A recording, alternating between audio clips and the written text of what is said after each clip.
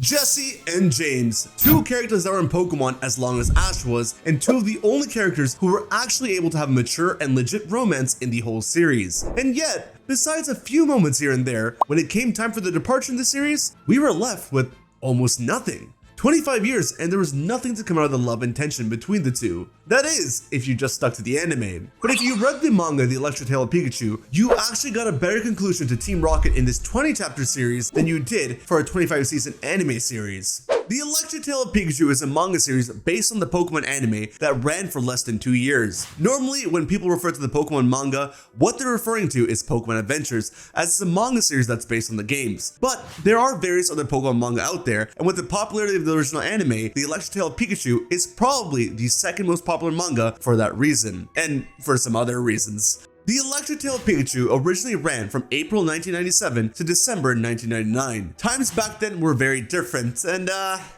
what was appropriate was also slightly different because the author and artist of this manga series is actually an adult author. And kids, by that I mean he's a grown-up author. Crazy, I know. Anyways, for those of you that get that, yeah, but that's actually important to preface because while I won't be highlighting the differences of the way certain women were drawn in the manga in this video, the general thirst of the manga still applies. What do I mean by that?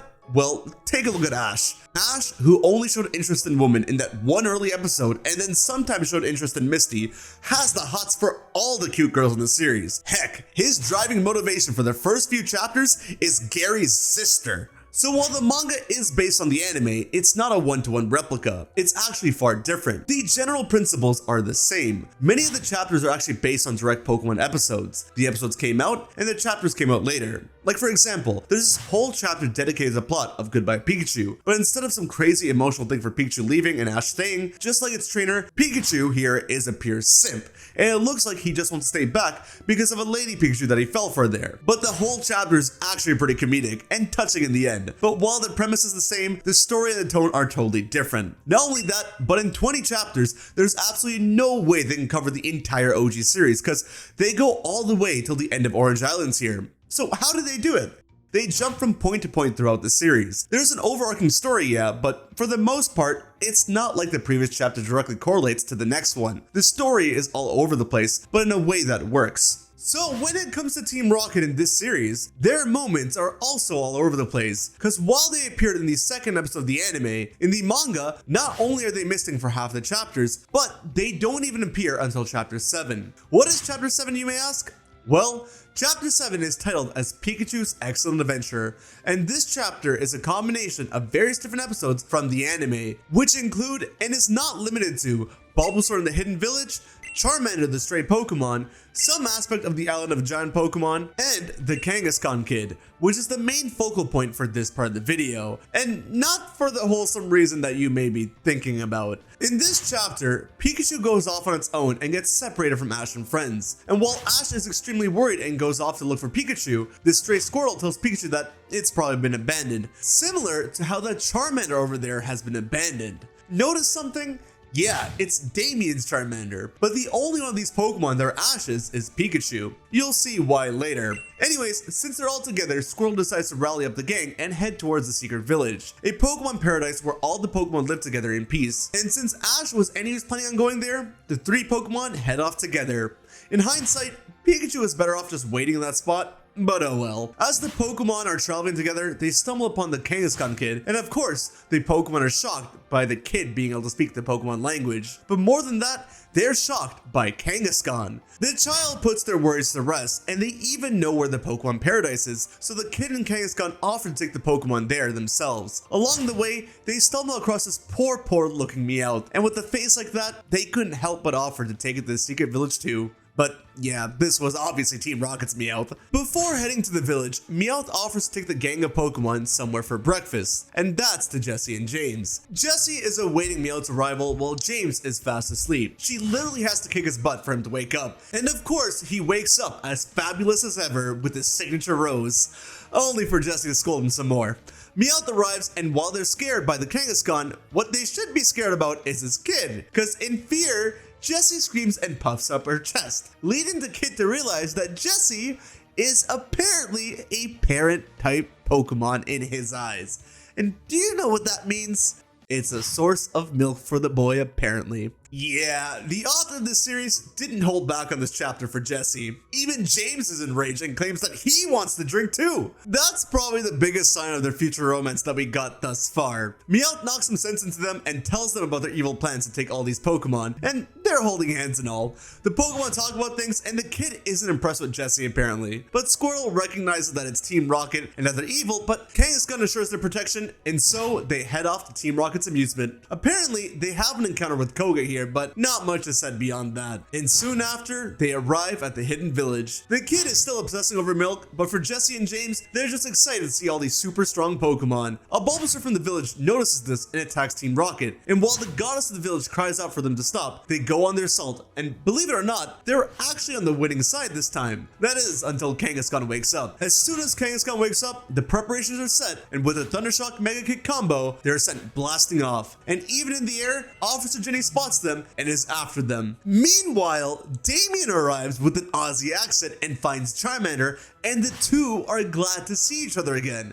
Pikachu was so touched that he went back to go and find Ash, and he did. So yeah, while Ash does get Charmander off screen, it's not Damien's Charmander, because he's a good guy in this. And while Team Rocket's appearance was late into the series, I want you to keep in mind that this was only Team Rocket against Pikachu. Ash, Brock, and Misty still have not run into them yet, so it's still super different. This page is also the official page of the end of the chapter, by the way. Doesn't Meowth look so cute? But before we go on talking about the next chapter, we need to talk about something else that's cute, and that's the packaging of today's sponsor. This video is sponsored by Tokyo Treat and Sakura Co. It's New Year's, and what better way to celebrate than to start off with some festive box of delicious Japanese snacks celebrating New Year's in Japan. Tokyo Treat is a fun and exclusive Japanese snack box featuring exciting and unique flavors straight from Japan. Each box is filled with a variety of Japanese snack items like the limited edition Kit Kats, specially featured Japanese chips, and occasional Japanese sodas that are only available in Japan for a limited time. Sakura Co is a monthly Japanese artisan snack box that supports local Japanese snack makers, and each box comes with 20 traditional, authentic, and artisan Japanese snacks, including Japanese teas and a special Japanese tableware. In celebration of Oshigatsu or Japanese New Year's, Tokyo Treat is bringing a box to make your 2025 celebrations even more delicious with a festive box of sweets and savory Japanese snacks. This month's Kit Kat flavor was a strawberry chocolate cake Kit Kat, which any strawberry lover would love. And also, they had this big fish inside. Wait, Hybrid, aren't you vegetarian, you may ask? Well, yes, this fish was actually the Good Luck Taiyaki, a wafer pastry with airy chocolate, and I knew it was vegetarian friendly because both Tokyo Treat and Sakura Co have a booklet that helps you learn more about the snacks you receive, as well as allergen information. The booklet also contains a wealth of information about Japanese culture. This time around, they even have a Pokemon giveaway mentioned with Mimikyu and Chinchino that you can enter if you buy the box. Speaking of Sakura Co invites you to celebrate Oshigatsu with them as they offer you Japanese snacks symbolizing hope, luck, and prosperity for the new year ahead. Experience Japan's most cherished holiday through authentic flavors crafted by local artisans. My favorite was the matcha dorayaki, and it pairs perfectly with the Hozaku Sencha tea, along with this month's tableware item, the Nishijin Ori coaster. It's a brand new year, and starting it with 2 lovely boxes of delicious Japanese goodies was a fantastic way to start for me. I'm sure it'll be for you as well. Be sure to get your own box or get it as a gift for your loved ones so that they can experience Japan from the comfort of their own home. Use code HybridHero to receive $5 off for your first Sakura Co box through my link, or your first Tokyo Treat box through my other link. Team Rocket appears again in chapter 8, the chapter where Pikachu is a pure simp, and Team Rocket have a plan to catch all the Pikachu. Pichu keeps sleeping with his new girlfriend Pikachu instead of Ash and them, though they're nearby keeping a close eye on the Pokemon, when Team Rocket come to steal all the Pokemon. And though Ash hasn't met them yet, he's at least smart enough to recognize what's happening and heads on over there, but first. Team Rocket is doing a pretty good job of stealing all the Pikachu when Ash comes to interfere, and the classic Team Rocket intro plays. And I can't help but feel there's a very obvious innuendo in one of these panels. But even with the crazy motto and the pretty cool close-ups, Ash in this series is not impressed and is quite hilarious actually. He's not having it, and while Brock and Misty are warning him about things, thanks to Meowth, they realize they don't have to worry about too much. Pikachu saves his girlfriend, and Ash and Pikachu take on both Arbok and Weezing, and while he's winning at first, they end up getting the upper hand. But eventually, Pikachu makes Arbok and Weezing attack each other, and Misty and Brock join the fight, and they're sent blasting off by all the Pikachu, and Ash's Pikachu is seen going off with this girl. Of course, he eventually does leave with Ash though. In the 9th chapter, it's a Pokemon-centric chapter where Ash's Bulbasaur, Pikachu, and Pidgeotto are amongst the village of other Bulbasaur family members, and there's rumors about a guardian Venusaur spirit at the top of this tree that the 3 Pokemon and Ivysaur find. It's a really sweet chapter, one of my personal favorites from the series. The only human dialogue we get are from,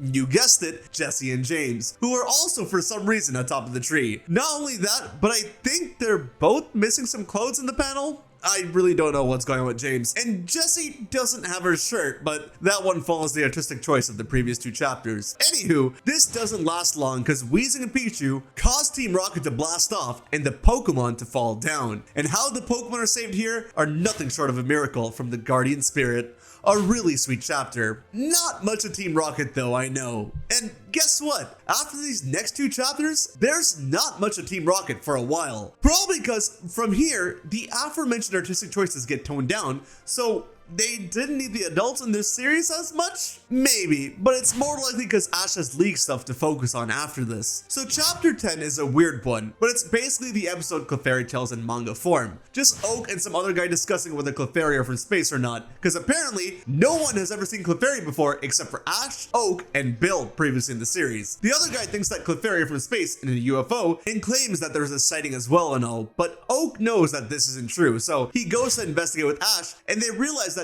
Clefairy weren't on any UFO, but rather it was Team Rocket's spaceship. While this is going on, these Clefairy crashed their ship and took refuge in some little girl's house, and Jessie and James actually go after the child for the Pokemon. The child puts up a fight, but James is feeling more and more villainous by the day. Jessie and James have another moment though where she's beating him up because the Clefairy managed to beat him up, and Ash makes a superhero entrance. This is one of the coolest pictures of him ever in the history of the series. James literally goes for a punch, but Ash dodges and successfully lands a kick while protecting the girl. Jessie, being the tough one, manages to knee Ash, but Pikachu retaliates back. As the girl runs off to Oak for protection, Ash is fighting Team Rocket all by himself and successfully captures all of them. However, Jessie actually commands both Arbok and Weezing here, and Ash is in a lot of trouble. While it looks like it's curtains for Ash, the girl's Jigglypuff actually comes in to save the day. Can't be an anime manga adaptation without Jigglypuff, and now it's really curtains for everyone. Jessie and James get away, and the chapter ends off on another really wholesome note. Hey, if you're enjoying the video, be sure to subscribe, and if you want to support the channel even further,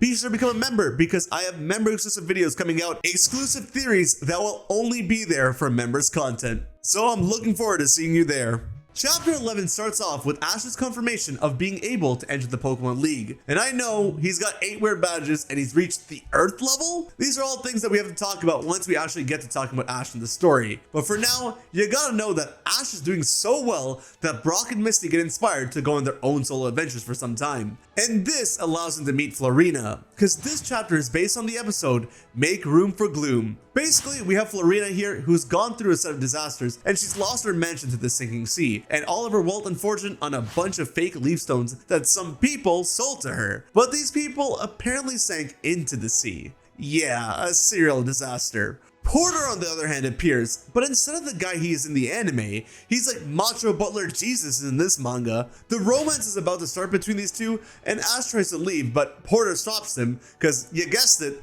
the people who committed the heist was Team Rocket. Gotta say, it's a pretty good crime for their standards. Meowth even had a little backstory to go on here with Meowth's story, but it's interrupted by a pretty realistic looking Gyarados. Porter sees them, and immediately he begins running on water. See, my description of him was pretty accurate, because this man straight kicks this Gyarados into oblivion, even as they're shooting hyper beams at him. Porter saves them and teaches them a lesson with their own crimes, and then tosses them back into the water to be eaten by a Gyarados. Ash, Porter, and Florinda also save a Meowth that Florinda keeps, so when Team Rocket tries to trick them again, Team Rocket's Meowth gets lost in talking to this new Meowth and gets triggered by some Meowsy PTSD. Ash returns from a pee break, and Jessie and James finally confront him and crack down on why he's so disrespectful towards them. And they really get at him because the author gives his own personal backstory to Jessie and James here, saying that they're the same as Ash, not attending regular school in hopes to become a Pokemon Master, and how they were good just like Ash, but Once they lost their first Pokemon battle of the league, it all changed, meaning that Ash is just like them, leading Team Rocket to their first and only W against Ash, as they won the mental battle so hard that Ash was done. They commenced their plan, but Porter comes in to save the day. Or so he thought. He has a fear of snakes, so Florinda saves the day instead. A nice twist of events, leaving the reader on their toes the entire time, even as we knew what was going to happen in the end. And it's the final blast off in the series, but it is an eventful one, because in just a few small panels, we got a bit of backstory to all three characters, two of which aren't even canon to the anime. And just that little touch was really nice, because while Porter and Florinda have a successful love life coming up, Ash has a Pokemon League that he's destined to fail. And as you all know, just like Jessie and James said, he does. Though he doesn't lose his first battle. He won a few. And again, I want to save this part of the story for when we do talk about Ash, but just know, Ash wasn't giving up his journey anytime soon. Chapters 12 and 13 are about the Indigo League, while Chapter 14 has them go to the Orange Islands. But in between Chapter 13 and 14, somewhere, Chapter 19 takes place, as it's meant to be a flashback chapter. It's quite the humorous chapter, really. It's called Ash vs. Gary, and it's about them racing to figure out who stole this giant slowpoke. That, of course, being Team Rocket, who are dressed in more elegant clothes. Meowth, who has this crazy Mecha Venusaur, who can literally transform into a Transformer. Some foreshadowing as to what's going to happen by the end of the series between Jessie and James. Oak and Bill obsessing over Meowth. Jessie and James actually having a successful mission with Giovanni being impressed. A funny Giovanni moment, and when does that ever happen? Into the defeat of Team Rocket. It was a good chapter. But yeah, chapters 14, 15, and 16 being some little fun adventures at the Orange Islands, but chapter 17 is where it's at. Chapter 17 is Ash's excitement ramping up and him preparing to fight Drake. But lo and behold, in the midst of his prep, 6 chapters later, Team Rocket just magically happened to combust right in front of him. And while they would like to knock his socks off, the whole team is too hungry to fight. And you know what Ash does? Ash actually offers them dinner on him. And you know what's crazy? This is actually an Ash-like thing to do. How come it never happened in the anime? Not saying it should have, but it's in character, and Jessie and James probably would have stopped hunting him down if it did happen. It's probably the reason why it didn't happen, but yeah, that's what happened here. Not only did they rinse him of all his money, but they're actually quite proud of him for having the guts to challenge Drake. Not just that, but even as Ash is unable to come up with a strategy, they actually give him words of encouragement and offer their support. And while it's subtle, but at the same time obvious, this panel shows the trust and support that Jessie and James have in each other. Ash isn't too impressed, but Team Rocket insists on providing more support, no questions asked. And they also invite themselves over to crash at his place, which Misty is shocked by. I think James fell asleep on Jessie's legs. Ash takes to the stadium with Drake, and Team Rocket are on full support mode for Ash, even calling him Ashy Poo to the audience's dismay. They're fully invested in the match, and Jessie and Misty even have a few moments together discussing the match, and you can see the whole team's concern for Ash as he's fighting. Everyone's worried for Ash and Pikachu, and all hope seems lost, but Ash does what he has to do to win the fight. And you won't believe it, but in the Orange Islands itself, you see all of Team Rocket happy for Ash, with Jessie even holding Misty to comfort her and express their joy, leading to the finale of the series. That is, until the epilogue, the moment you've all been waiting for. Chapter 20 is an incredibly short yet sweet chapter that starts off in a way that you'll never guess. A page of Meowth accompanied by his friends Jessie and James, while James is endearly holding a pregnant Jessie. We flip the page and James is out here with a nice car and with a pregnant Jessie and Meowth. He gets out and goes to Ash's home in Palatown to deliver a letter to his mother and drives off. Now you may have realized what happened, but when we flip the page, we get a confirmation that Ash and Team Rocket are indeed friends, and that he trusted them to send a letter to his mother. But not only that, Misty and him were there for the confession of James's love to Jessie. And while there are a few more pages left to show off of Ash's adventures, it's crazy to think that though there wasn't much more romance between Jessie and James in the manga than there was in the anime, this short manga captured their goofiness, their crimes, their essence, their hearts, their support, and their love for each other better than the anime, and left off with an ending like this one. Not only did they manage to admit their true feelings for each other, but they managed to go beyond their criminal ways, become what looks to be wholesome and successful people, and more than that, friends with their number one enemy, a 10-year-old boy who managed to change the direction of their life just by inviting them to a simple meal. I don't think the Electric Tail of Pikachu is the greatest piece of writing in the world, but man, is it fun, humorous, enjoyable, and surprisingly wholesome. And considering that Jessie and James are out of the anime and no longer really appearing in any form of media, I think the Electric Tail of Pikachu will now forever be the best ending that the original Rocket Trio ever got, because this is the ending where the three of them become one happy family with a fourth member on their way.